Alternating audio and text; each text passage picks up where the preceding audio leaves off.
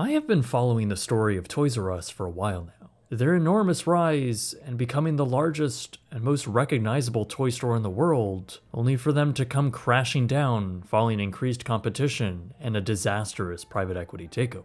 Following their bankruptcy, however, and since I last checked in on them on this channel, a lot has changed. The company has seen a whole other rise and disastrous fall, and is now charting a completely new course. So I thought it would be interesting to check in once again on the store that you'll never outgrow.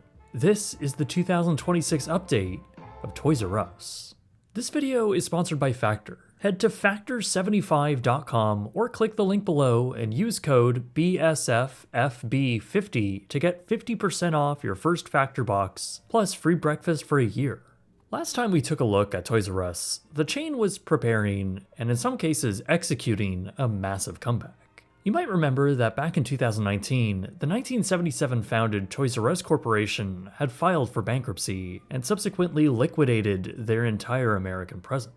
It's a story that I also covered back when it was happening, and the loss of the company, which was sad for millions, was a result of incredibly fierce competition, as well as the enormous debt the company had been saddled with following their private equity takeover. Regardless, those private equity owners still saw value in the brand name and its potential, so they essentially decided to start all over. Following a partnership with Target, which would handle their online e-commerce presence, as well as opening a few limited store-within-a-store shelves inside Kroger's locations, those private equity owners would create a new corporate brand called TRU Kids, standing for Toys R Us Kids. This company would emerge out of the bankruptcy with new corporate leadership and no longer be tethered to the original, now bankrupt company. Back in my 2020 update video on the brand, the real big news was the introduction of new brick-and-mortar retail locations. Toys R Us would be mounting a comeback with brand new stores. These were pretty different though. They weren't the massive, often standalone big box locations with seemingly endless aisles of toys.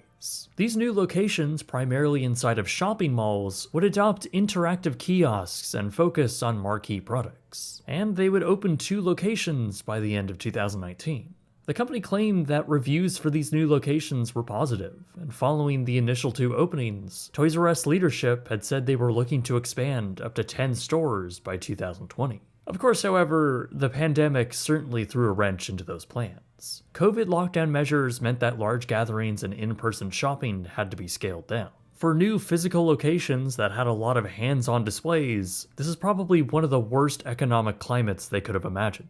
As the malls in which Toys R Us had just opened inside of now closed to comply with the measures, the new long-term strategy for the brand was turned upside down. The company almost immediately canceled all future store openings and stuck out the remainder of 2020 with a precipitous decline in foot traffic. By January 2021, Toys R Us was once again giving into the pressure and closing locations. They had announced that the initial 2 locations they had just opened would now be closing, stating that due to challenges with the pandemic, they had now been forced to pivot to new strategies. These brand new 2 locations were constantly losing money. Remember too, this was all being done under the original private equity owners, which originally saw the company through its final Chapter 7 bankruptcy, and now after this failure, it seemed like they were ready to pass the brand on.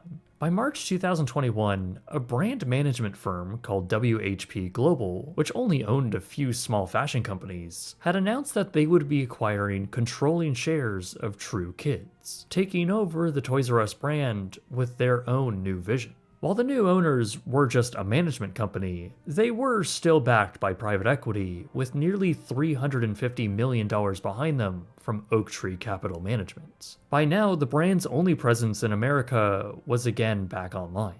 Target's partnership had run its course, and now Amazon was the new e-commerce partner which handled fulfillment. Just like Target, it was a very ironic partnership to make since Amazon was a massive competitor for the original chain. WHP Global claimed that the toy industry was still a hot market to be in, even during the pandemic. And following the closure of the 2 mall locations, Toys R Us, as they described it, was essentially a blank canvas for them.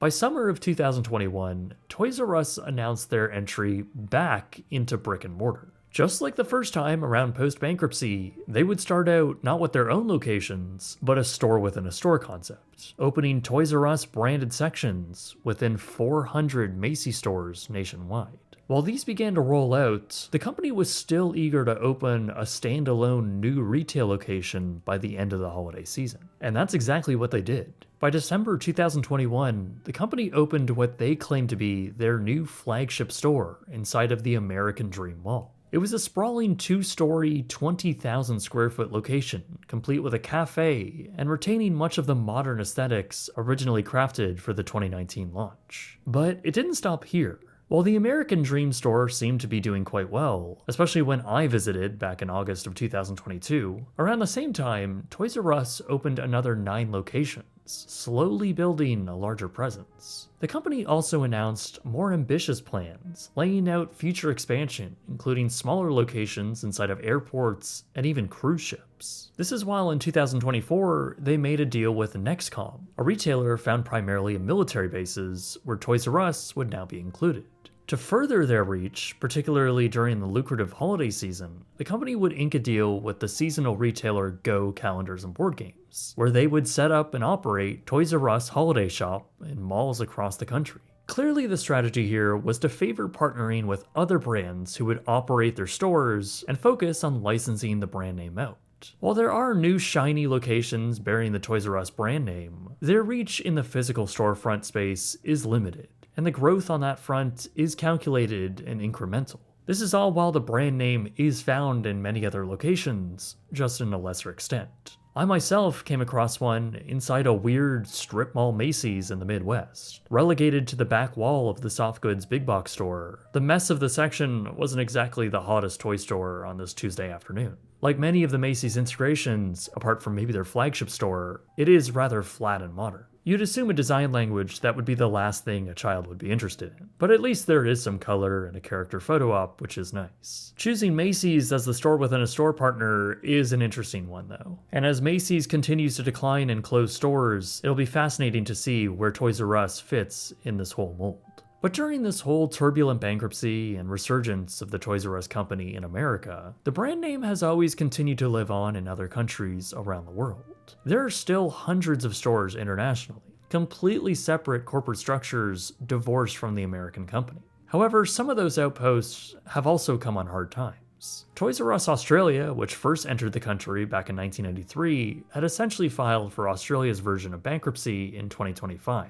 They had already closed all of their stores just prior to the pandemic, and then mounted an unsuccessful comeback into the country.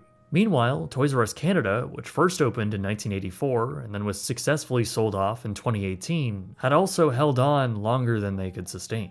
The division saw 2 different Canadian investment firm owners come in until the company began to fall behind on supplier and lease payments through the early 2020s. The company ultimately racked up over $150 million worth of debt, and with a portfolio made up of mostly outdated stores, they too had reached the end of the line. In February 2026, Toys R Us Canada had also filed for the equivalent of bankruptcy, possibly spelling the end for the 22 remaining locations in the country. While the prospects of the brand have been bleak in Australia and Canada, Toys R Us continues to do well in many other markets like the UK and Asia. WHP also sees more potential for business in other international markets, recently signing partnerships with retailers in Latin America. But the chain continues to grow domestically too. Toys R Us as a brand has certainly been through a lot. The painful and infuriating decline through the 2000s, resulting in their 2018 disappearance, only to then be resurrected in a completely new form by the same owners, only then to be preceded by yet another failure. I mean, all of that very well could have been the final nail in the coffin. But clearly other investors saw a business case for the brand, and there is clearly an appetite from consumers to see more growth with it. Now, these many shopping mall locations I don't think will ever capture the imagination and scale Toys R Us once did. Their presence is very modern, and the company still has to grapple with many of the very real challenges that the original chain had to deal with. But at least for now, they're on a path that seems to be far more stable than it has ever been. And maybe for the first time since many decades ago, the chain might finally have a bright future, after all.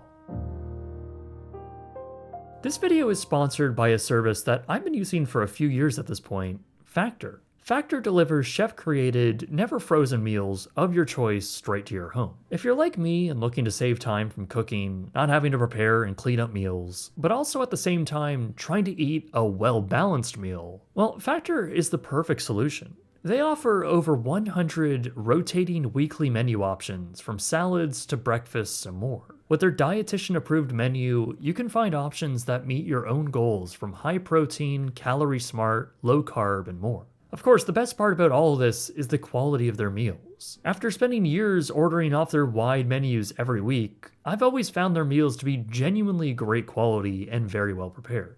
This week, I've gotten one of my favorites, the honey mustard chicken. The potatoes, the chicken, the honey mustard that goes on it, it's all fantastic. So if you want to try Factor out for yourself, head to factor75.com or click the link below and use code BSFFB50 to get 50% off your first Factor box plus free breakfast for a year.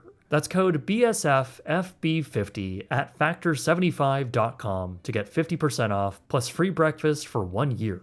Offer is only valid for new Factor customers with code and qualifying auto-renewing subscription purchase. Anyway guys, my name is Jake, and thank you very much for watching.